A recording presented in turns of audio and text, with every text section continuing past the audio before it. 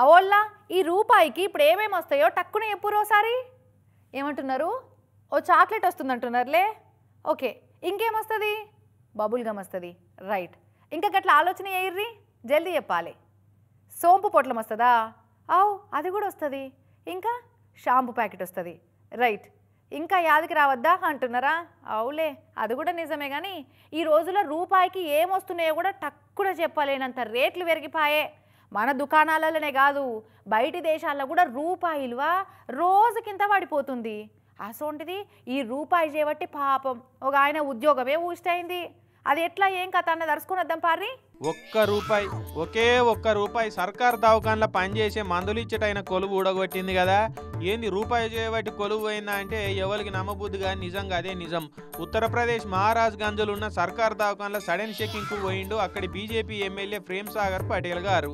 ఇక దవాఖానకు పోయి పబ్లిక్ను ఎట్లుందమ్మా ఇక్కడ డాక్టర్లు మంచిగా చూస్తురా, మందు గోళీలు మంచిగానే ఇస్తురా అంటే రూపాయికి ఇవ్వాల్సిన మందులకు 2 రూపాయలు వసూలు చేస్తుండు సార్ ఆ మందులు ఇచ్చేటైనా అని జనాలు ఫిర్యాదు అయ్యారట ఎమ్మెల్యేకు. అంతే ఇక ఎమ్మెల్యే ప్రేమ్ సాగర్ పటేల్ సాబు సిగమూగిపోయిండు. ఎవరువా ఫార్మసిస్టు 1 రూపాయికి ఇవ్వాల్సిన మందులకు 2 రూపాయలు ఎట్లా వసూలు చేస్తావు నువ్వు? ఎనొద్దుల సంది నడుస్తున్నది భాగవతం. బీదల తాన 1 రూపాయి ఎట్లా తీసుకుంటావు నువ్వు?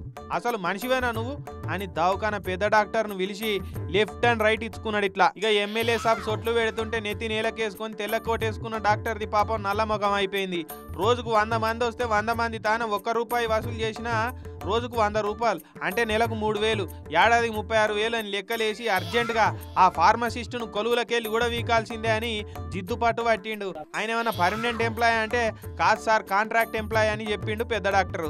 అట్లయితే ఇంకెందుకు ఆలోచిస్తున్నావా అని ఎంబడే జిల్లా దవాఖాన్ల పెద్ద డాక్టర్ సార్కు ఫోన్ చేసి ఈ మహారాజ్ గంజ్ దవాఖాన్ల ఫార్మసిస్టును కొలువులకెళ్ళి ఊడవీక్తావా లేదంటే ఉద్యమాలు చేయమంటావా అని వార్నింగ్ ఇచ్చే వరకు డిహెచ్ఎంఓ దెబ్బకే ఆ ఫార్మసిస్టును కొలువులకెళ్ళి ఊడవీకిండిగా. ఇక దవాఖాన సిబ్బందులకు ఇంకోసారి ఇట్లా ఏమన్నా అయితే మంచిగుండదని వార్నింగ్ ఇచ్చిండు.